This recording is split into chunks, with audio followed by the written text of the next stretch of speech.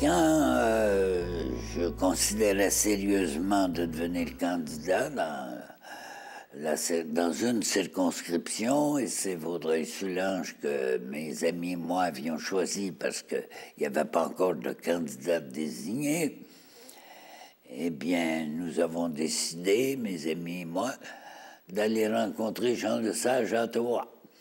Alors, j'ai pris le déjeuner, le repas du midi, avec Jean Lesage au restaurant parlementaire d'Ottawa. Et je lui ai dit, bon, mais étant donné que M. Georges-Émile Lapalme a décidé de quitter la scène politique, je songe à être candidat de mon côté. Ton nom, Jean Lesage, est mentionné comme candidat possible. Et je pense bien que je ne me présenterais pas si tu te présentais.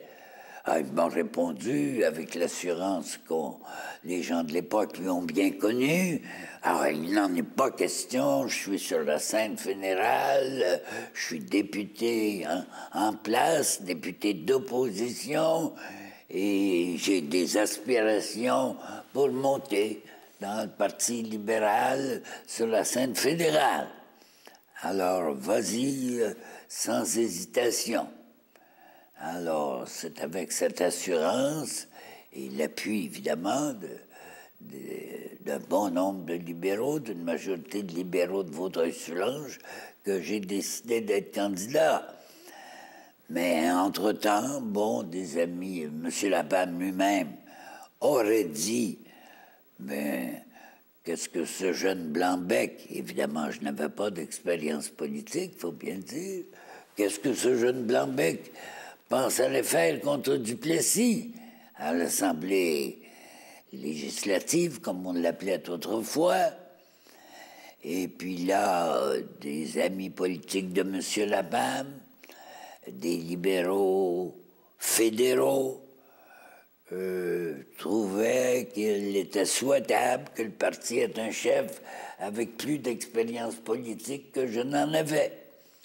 Et un certain nombre d'entre eux ont convaincu Jean Lesage de revenir sur sa décision. Il y a eu bien des tractations à l'époque, bien sûr, à l'intérieur des milieux libéraux, et Jean Lesage a décidé d'être candidat.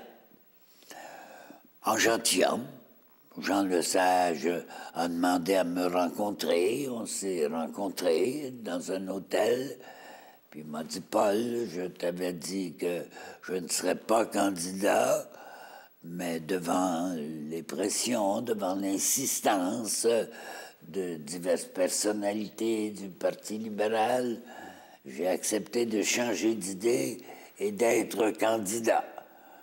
Je ne voulais donc pas poursuivre dans cette voie sans te mettre au courant de la chose, étant donné ce que je t'avais dit à Ottawa.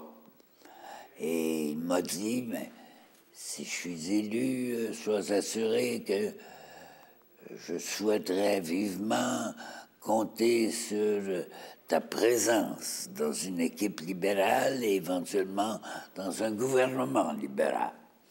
Alors, lui s'est conduit en gentilhomme.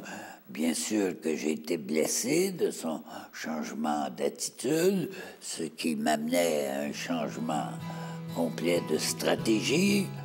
Mais enfin, dans la vie, il y a des aléas comme celui-là.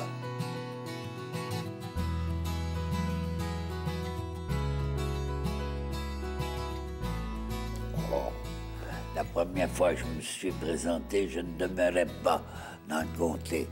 J'avais loué avec mon épouse un petit appartement et je pense que la nuit avant l'élection ou l'avant-dernière nuit, les opposants sont venus boucher la serrure de la porte d'entrée de la maison avec de la gomme à mâcher. Au point qu'on n'a pas pu entrer chez nous le soir après une assemblée politique. Il était un peu tard, 11h minuit, je ne sais trop. Alors nous sommes allés coucher dans un motel de la région. Alors ce sont toutes des choses agaçantes comme ça qui survenaient. À l'élection, par exemple, partielle de 1957, mes organisateurs politiques avaient installé une grande tente dans un espace qui n'était pas construit, et nous en avions fait un objet d'exposition pour illustrer ce que je combattais, pour illustrer ce que je proposais de voir s'établir au Québec, particulièrement sous l'égide du Parti libéral. Alors, une bonne nuit, le feu a pris à la tente. Et même si on n'en a pas fait un procès, la rumeur courante était à l'effet que les gens des grandes œuvres de l'Union nationale étaient intervenus pour soudoyer des jeunes gens, parce que c'était des jeunes gens autour de la vingtaine, plus ou moins, qui avaient mis l'incendie à la tente. Alors tout ça, c'est de la petite histoire qui montre comment était la vie politique à l'époque, de quelle façon les libéraux et moi, dans mon comté, menions notre campagne d'éducation de la population à la vie politique. Parce que j'ai toujours dit que le rôle d'un homme politique, c'était bien sûr de représenter son comté dans les débats et les discussions administratives à Québec. C'était aussi de s'occuper des intérêts généraux de son comté et des intérêts de ses électeurs. Mais c'était aussi un rôle d'éducateur que le député devait jouer. Alors j'ai tenté de le jouer le mieux possible pendant tout le temps que j'ai été député, au point que, eh bien, j'ai été même ministre de l'Éducation.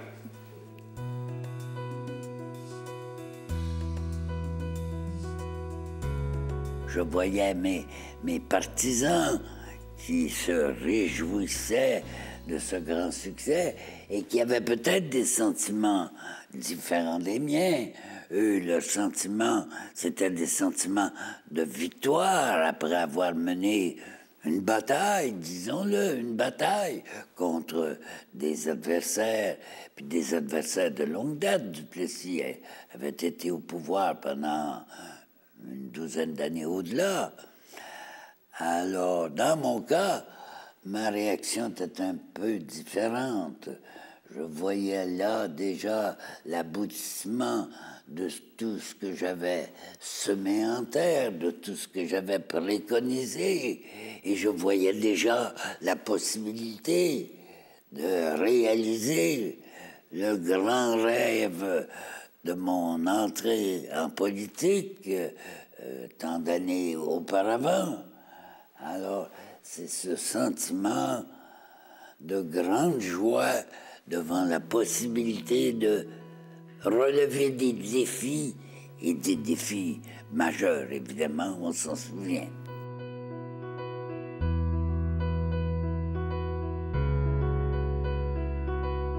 Je me souviens, par exemple, moi qui étais citadin de troisième génération, j'arrive dans ce comté rural où on me parle des heures de boule. Qu'est-ce que ça voulait dire? C'était les heures d'usage d'un bulldozer du ministère de l'Agriculture provinciale pour creuser et tenir à jour les fossés pour l'égouttement des eaux de pluie sur les terres des cultivateurs. Alors les cultivateurs appelaient ça des heures de boule qui leur étaient fournies par le gouvernement gratuitement. Eh bien, ces heures de boule étaient fournies seulement aux partisans de l'Union nationale et jamais à des personnes reconnues comme libérales. Alors, ce sont des genres de situations de mode de vie politique que nous voulions vraiment changer. Et je vous donne un exemple. Le lendemain ou le surlendemain de mon élection, un électeur de mes organisateurs libéraux dans Vaudreuil-Soulanges, un des premiers dans l'organisation, me téléphone. Me dit, Paul, il y a un de nos amis politiques qui est pris là, au palais de justice de Valleyfield pour avoir conduit avec facultés affaiblies. Peux-tu intervenir, prendre des dispositions pour le sortir de ce petit pétrin? Je lui ai répondu, mais tu te rappelles pourquoi on s'est battu tout le temps, non seulement de la campagne électorale, mais pendant toutes les années où nous avons mené des activités politiques ensemble. Nous avons dit que la justice devait être la même pour tous et que le régime de favoritisme qui existait à l'époque devait disparaître. Mon organisateur me répond, ah oui, ça, on dit ça en campagne électorale, mais une fois la campagne finie, il faut prendre soin de ses amis. Ben, je lui ai dit, tu me connais suffisamment pour savoir que ce que je préconisais avant d'être élu demeure dans mes convictions profondes maintenant. Alors, j'ai refusé carrément de faire la moindre intervention dans ce cas-là.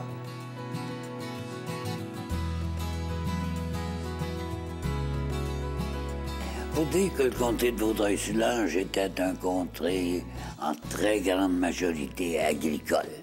Moi, je venais de Montréal, j'étais une troisième génération, et par mon père et par ma mère, de Montréalais, de citadins.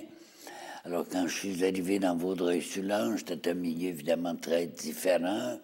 J'ai appris à connaître le milieu rural, intéressé, attaché à sa terre, au développement de l'héritage foncier venant de la famille, désireux, préoccupé souvent de la production de cette terre, qui était le gagne-pain, évidemment, des familles rurales.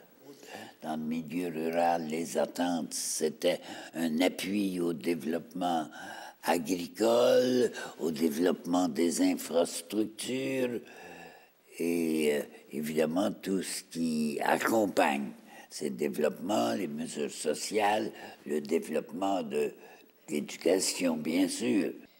Il n'y avait pas 5 jeunes qui finissaient leur 11e année. Alors, vous comprenez que pour moi, citadin, élevé dans un collège classique, dans un milieu comme Montréal, où quand même l'école publique était fréquentée par à peu près tous les jeunes de la ville, c'était pour moi une révélation et quelque chose de particulièrement choquant. Le milieu rural. La partie de l'île Perrot, plus urbaine, était plus attachée au développement des infrastructures urbaines. Les routes, en particulier les ponts de l'île Perrot à chaque extrémité, et également l'éducation, parce que pour cette nouvelle population, il fallait bien sûr des écoles. Et cette nouvelle population venue de Montréal était en grande partie de langue anglaise. Cela changeait la configuration sociale de Vaudreuil-Soulanges. Il fallait, disons, composer ou arriver à marier les intérêts de toutes ces populations. Et je pense que, effectivement, cela s'est produit.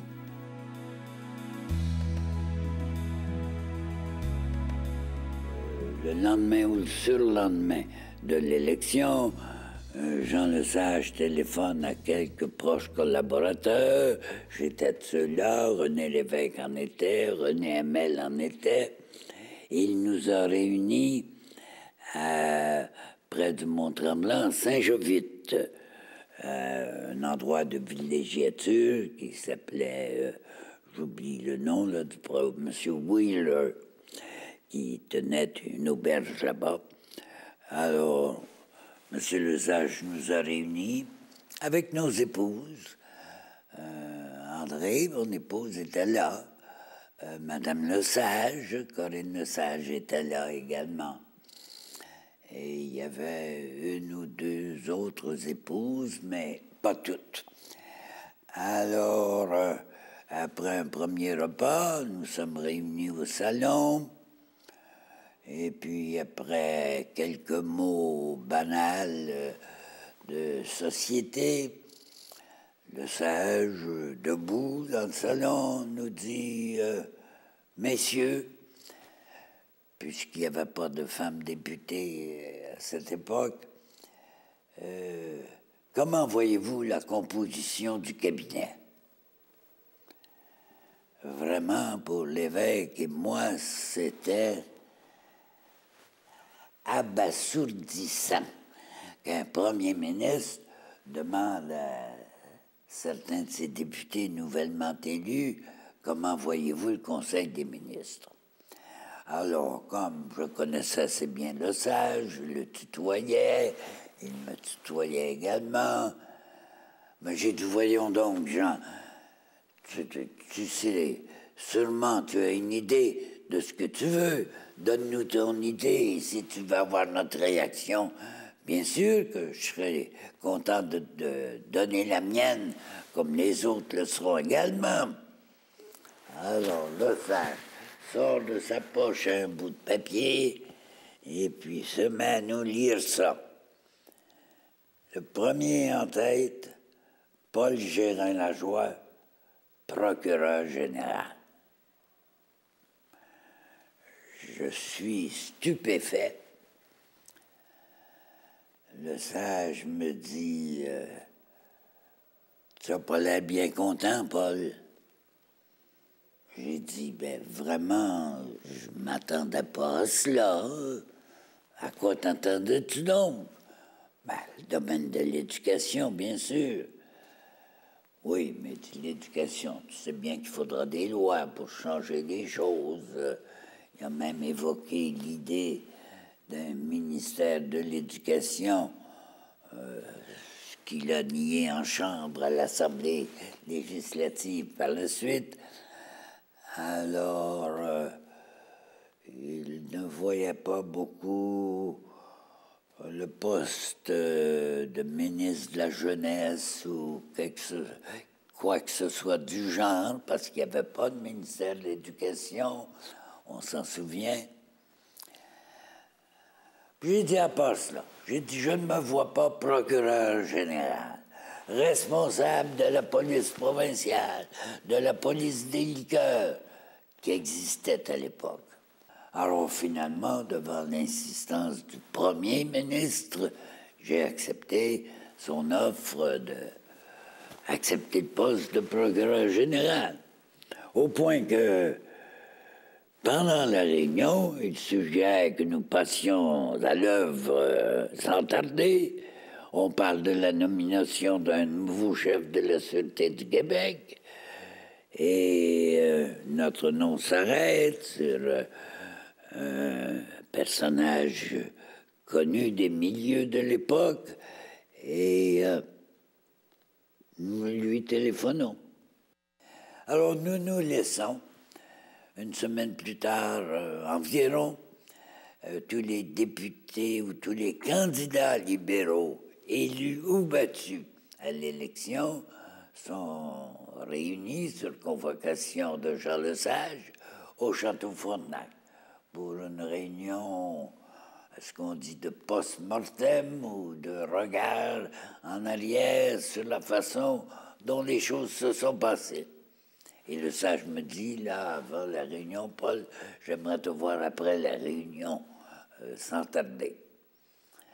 Après la réunion, qui était évidemment une réunion très triste, la moitié des candidats, ou enfin presque, avaient été défaits. Alors ça fait une réunion un peu pas très, très réjouissante. Après la réunion, nous montons, le sage et moi, à ma chambre du château Frontenac, où je logeais, alors que le sage, lui, avait sa maison à Québec. Et il me dit, Paul, là, j'ai dû penser à la composition du cabinet et faire certains changements par rapport à ce que nous avions envisagé à Saint-Jovite. Alors il me dit, je t'offre le ministère de la Jeunesse. Moi, je dis, voyons donc, Jean, c'est pas pour me donner la moitié du ministère qu'occupait Paul Sauvé, la moitié du ministère qu'occupait Jean-Jacques Bertrand, parce que dans les deux cas, ils étaient ministres de la Jeunesse et du bien-être social. Le sage proposait de séparer les deux, le bien-être social à l'évêque, la jeunesse à moi. J'ai dit, qu'est-ce que tu fais de l'éducation? Qu'est-ce que tu fais du poste de secrétaire de la province qui est responsable du département de l'instruction publique? Ah, il dit, je l'ai promis à Bertrand, là, de Terrebonne. Alors, j'ai dit, moi, tu m'avais promis l'autre, alors une promesse en vaut une autre, hein? Mais j'ai dit, Jean, tu sais que depuis que nous travaillons ensemble en politique, depuis que tu as décidé de venir en politique, que j'y suis entré, que nous avons toujours parlé du sujet de l'éducation ensemble, j'ai été président du comité d'études du Parti libéral sur l'éducation, le comité du programme sur l'élément éducation. Alors, je pense qu'il est dans l'ordre des choses que tu me confies aujourd'hui ce poste pour lequel Lionel Bertrand, qui est un ancien député fédéral et puis un ancien de la politique par rapport à l'âge que j'avais à l'époque. Alors, oui, le sage a trouvé que ça avait un peu de bon sens. Et il dit, on va téléphoner, je vais téléphoner demain à notre conseiller juridique, Louis-Philippe Pigeon, lui demander si je peux pas faire le changement que tu proposes rapidement, par décret du Conseil des ministres, sans attendre un projet de loi. Alors j'ai dit, je l'appelle à la première heure demain matin. J'ai dit, pourquoi est-ce que tu ne l'appelles pas ce soir? Il téléphone à Louis-Philippe Pigeon. Puis je n'en croyais pas mes oreilles quand j'entends le sage lui dire, Louis-Philippe, je suis avec Paul Gérin-Lajoie au Château Frontenac. Je veux le nommer ministre de la Jeunesse en lui transférant le plus tôt possible les responsabilités du département de l'instruction publique, de tout ce qui relève du ministère du secrétariat de la province en matière d'éducation et autres responsabilités d'éducation dans d'autres ministères. Mon Louis-Philippe Pigeon au téléphone, bien sûr, tout cela peut se faire par décret ministériel au premier conseil des ministres que vous choisirez. Alors, il conclut, le sage conclut en disant, mais préparez-moi un projet de décret ministériel demain matin et voyez-moi aussitôt que possible avec le texte. Alors, le sage ferme le téléphone, dit, Paul, tu m'as entendu, voici ce que je suis prêt à faire. Tu seras un ministre de l'Éducation avant le nom, avec les responsabilités